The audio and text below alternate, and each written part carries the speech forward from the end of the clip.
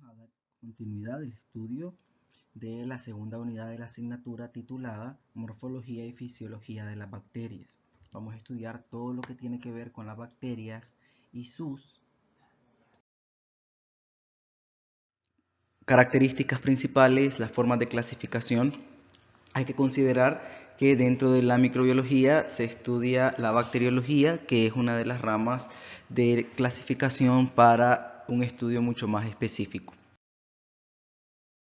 Son organismos unicelulares microscópicos que no van a tener núcleo, tampoco clorofila, y pueden presentarse desnudas o con una cápsula gelatinosa. Están aisladas o pueden estar en grupos y pueden tener cilio o flagelio que van a permitir la movilización de la célula. Son los microorganismos más simples y abundantes. Microorganismos procariontes, es decir, su célula es una célula procariota. La característica principal de estas células es que son bastante sencillas, tienen muy pocos orgánulos celulares y lo más destacable o notorio de este tipo de células es que el ADN se encuentra disperso en el citoplasma.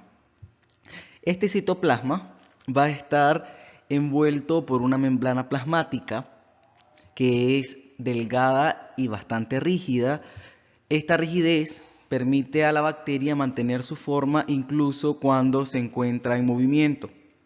Los principales componentes orgánicos de esta pared son azúcares, cierto tipo de grasas, compuestos nitrogenados como las proteínas. La bacteria se hace de 4 puntos de vista. El primero es desde la pared celular, el segundo desde la forma. Se pueden clasificar de acuerdo a las fuentes de alimentación o al tipo de respiración que realicen las bacterias.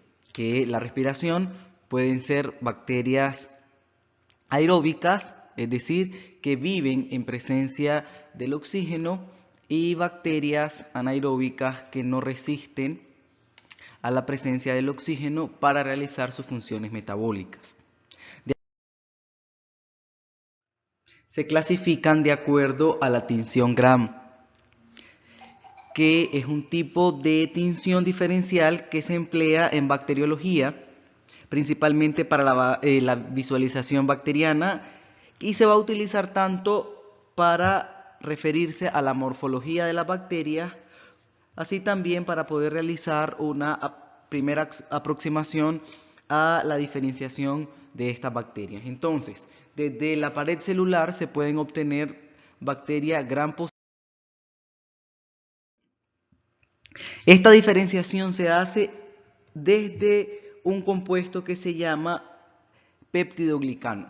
Las bacterias gram negativas tienen hasta un 10% de peptidoglicano, en comparación a las gram positivas que contienen cerca de un 90% de este componente en su membrana celular. La principal razón que se considera en la tinción es cuando se utilizan ciertos pigmentos. Por ejemplo, en el caso de las bacterias gram positivas se utilizan comúnmente violeta de genciana, que entonces el peptidoglicano va a retener este colorante y es posible identificarlos a través del microscopio, puesto que da coloraciones desde violeta hasta morado, a diferencia de las bacterias gram negativas, que el tinte o el colorante no se va a impregnar en la membrana celular. Estas, al tener un menor contenido de peptidoglicano, lo que van a tener es una doble capa lipídica. El colorante únicamente va a servir como un colorante de contraste. Lo que va a realizar es mostrar la estructura celular. Los más utilizados para la determinación si la bacteria es gram negativa o gram positiva puede ser la safranina y azul de metileno para identificar únicamente la estructura de la bacteria, pues es un colorante de contraste. De acuerdo a la forma, las bacterias se van a clasificar en cocos, bacilos, bacterias helicoidales o cocobacilos. Son aquellas bacterias que van a tener una forma redondeada. Y la clasificación de este tipo de bacterias se va a hacer de acuerdo a la cantidad de individuo que tenga la estructura bacteriana. Si la estructura está formada por 2 células, se conoce como diplococo. Hay estructuras que forman cadenas que se les denomina estreptococos y aquellas que tienen una forma irregular, normalmente como unos racimos de uva, se conoce como estafilococos. También se puede encontrar la zarcina, que son bacterias que van a formar cuboides con grupos de 8 células. O también están las tetradas, que son grupos de 2 pares de cocos. Encontrar los bacilos, que es otra forma de clasificar las bacterias por su forma, que tienen una estructura alargada similar a la de un bastón. De acuerdo al número de células, se van a conocer distintos tipos de bacilo. Por ejemplo, si hay 2 células, se conoce como diplobacilo. Si la estructura tiene bacilos conectados, se conoce como estreptobacilo. Y si las células están conectadas por los costados, se conoce como empalizado. Por su forma, van a presentar una forma en espiral, similar normalmente a la de un hélice, y cuando son rígidas se les denomina espirilos, y cuando son más flexibles se les denomina espiroqueta. Y hay un tercer grupo llamado vibrio, que se caracteriza por tener una forma curva. Algunos se parecen a un grano de frijol. Esta se encuentran bacterias de barras alargadas, bacterias en tipo coma, bacterias en tipo bastón o hélice y bacterias en forma de sacacorcho o filamentos, que son menos rígidas. A la alimentación, las bacterias se van a clasificar en bacterias autótrofas y bacterias heterótrofas. Las bacterias autótrofas van a usar compuestos inorgánicos como el dióxido de carbono para fabricar moléculas orgánicas. Es decir, a partir de moléculas simples, ellas van a producir las moléculas complejas que necesitan para realizar sus procesos metabólicos. En el caso de las bacterias heterótrofas, que son las que no funcionan en la gran mayoría para los procesos agroindustriales, van a obtener átomos de carbono de los compuestos orgánicos de otros microorganismos, como en el caso, por ejemplo, de las bacterias encargadas de producir el yogur. Ellas van a tomar los átomos de carbono a partir de la lactosa. Los microorganismos autótrofos, por su parte, se van a dividir en bacterias quimioautótrofas y bacterias fotoautótrofas. Al igual, las heterótrofas se van a subdividir en quimioheterótrofas y fotoheterótrofas. Los microorganismos, en este caso las bacterias fotoautótrofas, van a utilizar la energía de la luz solar para sintetizar compuestos orgánicos a partir de dióxido de carbono y otros compuestos inorgánicos, muy similar a cómo se realiza la fotosíntesis o la quimiosíntesis que ya estudiamos en la unidad anterior. Un ejemplo de esto son las bacterias púrpuras. Por su parte, los microorganismos quimioautótrofos lo que van a hacer es obtener la energía oxidando ciertas sustancias inorgánicas como el amoníaco, el sulfuro de hidrógeno. Van a utilizar dióxido de carbono para generar compuestos orgánicos más complejos, pero no van a utilizar la luz solar, por ejemplo, los tiobacillus. Los microorganismos fotoheterótrofos van a obtener los compuestos inorgánicos como el carbono a partir de otros organismos, pero van a necesitar clorofila y ciertos pigmentos fotosintéticos como fuente de energía. Es decir, la clorofila va a permitir captar los fotones de luz y por una serie de reacciones van a generar la fuente de energía metabólica. En el caso de los microorganismos heterótrofos, dependen de moléculas orgánicas externas para obtener el carbono y la energía. Es decir, aquí en los quimioheterótrofos se encuentran los microorganismos desintegradores de la vida libre, conocidos como sapótrofos. De acuerdo a la reproducción, las bacterias tienen una reproducción de tipo asexual, es decir, no van a formar gametos ni se fusionan en un cigoto para dar vida a una nueva célula.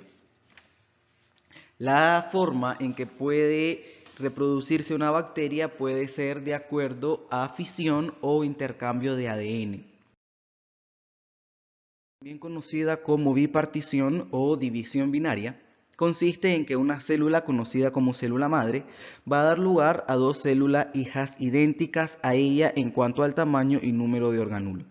Este proceso empieza con la duplicación o replicación del ADN, es decir, la célula madre empieza a duplicar la cantidad de material genético que se encuentra en los cromosomas y también empieza a aumentar su tamaño. En ella, el material genético empieza también a dividirse hasta la formación de un tabique en la parte central de la célula y empieza a cerrarse cada vez más hasta que se forma una división de la membrana celular. Ahí se da lugar a las dos células hijas. Hay que considerar que hay una velocidad de división bastante considerable, pues una célula madre al paso de 14 horas puede dar lugar a 250.000 células hijas. Existe otro que se conoce como mecanismos parasexuales. El principal y el más conocido es la conjugación, también está la transformación o la transducción. La conjugación es cuando un fragmento del ADN, normalmente transportado en un plásmido, se va a transferir de una bacteria a otra a través de una tensión en la superficie. Es decir, hay una célula macho donadora conocida como F+ o F positiva y hay una célula receptora conocida como hembra receptora F-. Ellas se van a unir a través de una extensión que van a formar, es decir, las paredes celulares van a crear como un tipo puente. De la célula donadora, un plásmido que puede tener un fragmento del ADN cromosómico se va a pasar a la otra célula, es decir, a la célula receptora. Al final del proceso de conjugación, se va a obtener entonces dos células que van a tener ADN cromosómico igual, normalmente transportado a través de un plásmido. Por su parte, la transformación es cuando una bacteria, en este caso se está hablando de una sola, es capaz de captar fragmentos de ADN dispersos de otra bacteria. No necesariamente debe haber una extensión de superficie entre las dos bacterias. Esa es la diferencia entre la transformación y la conjugación. En el caso de la transducción, el intercambio del material genético, que es la principal característica de los mecanismos parasexuales, que lo que hay es un intercambio de material genético implicando cambios en los números cromosómicos. En la transducción se va a producir un intercambio de ADN a través de un virus.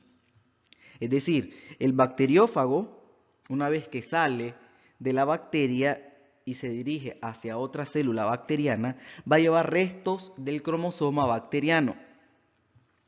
Al infectar otra bacteria va a involucrar una combinación de cromosoma bacteriano.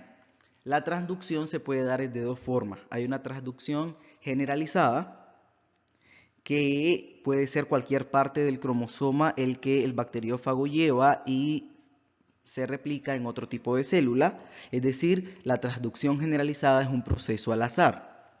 O puede haber una transducción especializada donde se necesita cierto ADN específico para que se pueda dar la reproducción.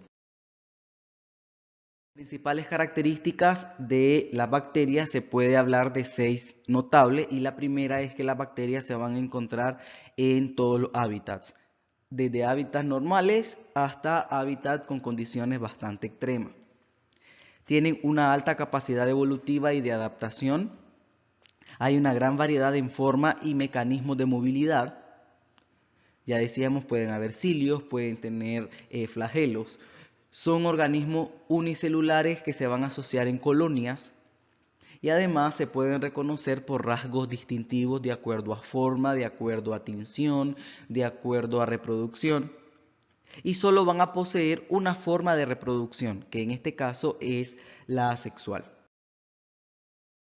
Destacar la gran importancia que tienen las bacterias dentro de los alimentos, tanto como microorganismos patógenos o microorganismos benéficos. Estoy hablando desde el punto de vista de la ingeniería alimentaria. Por ejemplo, en el caso de las carnes rojas y las carnes de aves, las carnes blancas, se van a considerar la presencia de un sinnúmero de bacterias como la listeria o la campylobacter. En el caso puede hablar de las pseudomonas o de las staphylococcus, en el caso de las frutas, el Clostridium o también los streptococcus. En el caso, por ejemplo, de los cereales y harinas, que son alimentos mucho más estables, se pueden encontrar los bacillus. Es decir, dentro de la industria alimentaria, la participación de las bacterias para la transformación de materias primas supone una importancia bastante alta.